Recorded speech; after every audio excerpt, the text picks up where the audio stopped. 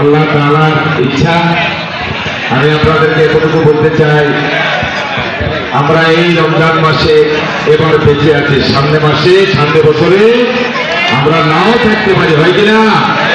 কালকে রাত 10টায় 1 নম্বর আজিমপুরে আমি একটা জানাজায় ছিলাম, খুব ভালো লোকে, রাত 10টায় তার বর্ণনা শুনলাম অনেক। আল্লাহ তাআলা রমজান মাসে তাকে নিয়ে গেল। এরকম ভাবে আমাদেরকেও এই রমজানের মধ্যেও যেতে হতে পারে। আল্লাহ আমাদেরকে বাঁচিয়ে রেখেছেন। আল্লাহ আমাদের জীবনের সমস্ত গুনাহ মাফ করে নিয়ে যেন আমরা পবিত্র হতে পারি। আল্লাহ তুমি আমাদেরকে এইভাবে করার তৌফিক দান করো, আমিন।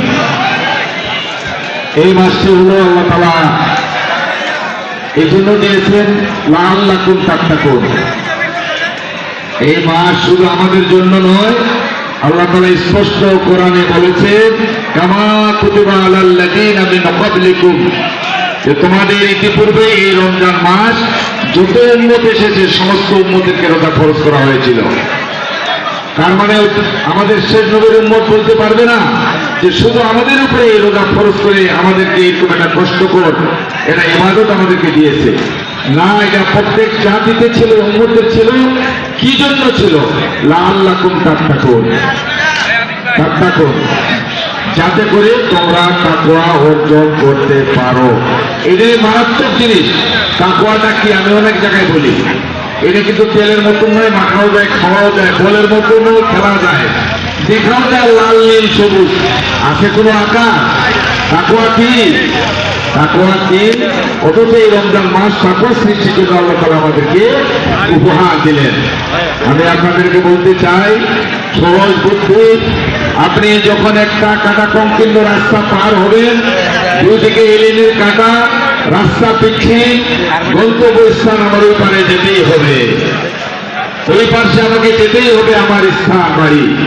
এই যাওয়ার রাস্তাটা আপনি কিভাবে যাবেন বলেন? খুবই সাবধানতার সাথে, কাটা যেন না ডুবে, পা যেন না পিছলে পড়ে যায়, এত সাবধানতার সাথে আমাকে রাস্তা অতিক্রম করে এই পার্শ্ব থেকে ওই পাশে আমার গন্তব্যস্থানে যেতে হবে। এই সাবধানতাটাই হলো তাকওয়া। আজকে আমাদের এই বাংলাদেশে যে আমরা আজকে যারা ইফতারের আয়োজন করেছি, যারা এখানে আমরা রোজাদার হিসাবে আছি, আমাদের এই স্থান থেকে আরেক স্থানে যেতে হবে পরকালে, হয় কিনা? আমাদের আসল ঠিকানা হলো কাল পরকালে জান্নাতের ঠিকানা, আর যদি কড়া কপাল হয় তাহলে জাহান্নাম। এই পরকালে আমাকে যেতে হবে, এই যাওয়ার রাস্তাটা কঠিন কাটা সংকীর্ণ রাস্তা। এই সমাজে বিশেষ করে বাংলাদেশে এবং আইয়ামে জাহেলিয়াত যে ছিল, এমন পাপ, পঙ্কিল, ব্যয়পনা, অশ্লীলতা, দুর্নীতি, চাঁদাবাজি, অন্যায় হাত ছাড়ে দিয়ে আপনাকে ডাকতেছে, এগুলো কাটা, এগুলো কাটায় ভরা আপনার গোটা সমাজ ব্যবস্থা, হয় কিনা? কিন্তু এই কাটার মধ্যে আপনাকে সুন্দর করে সাবধানতার সাথে পরকালে পাড়ি দিতে হবে। এই তাকওয়া, এটাকে বলা হয়। আমার আশেপাশে সব অন্যায় অশ্লীলতা, আমার আশেপাশে সব, যাই হোক, আমাদের এই রাস্তা পাড়ি দেওয়ার জন্য পরকালে সাবধানতার সাথে আমাকে আপনাকে চলে যেতে হবে। এই সাবধানতা অবলম্বন করার জন্য এই রমজান মাস আমাদেরকে আল্লাহ তাআলা ফরজ করে দিয়েছে।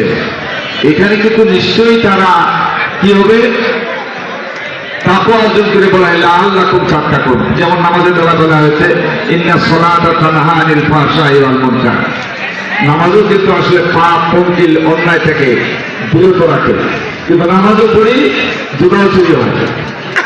নামাজও পড়ি, সাইকেল মোটরসাইকেল বাইরে রাখলে চুরি হয়।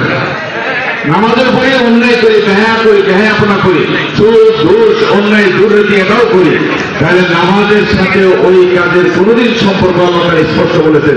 আসলে ওই নামাজ, যে নামাজ জীবন্ত নামাজ আল্লাহ তাআলা পড়তে বলেছেন, সেই নামাজ আমার আপনার তাহলে যারা করে এই কাজ, ওই নামাজ আমাদের হয় না। সেই কারণে রমজান মাসে রোজার বিষয়টা আপনাদেরকে সামনে তুলে ধরতে চাই আমি সহ।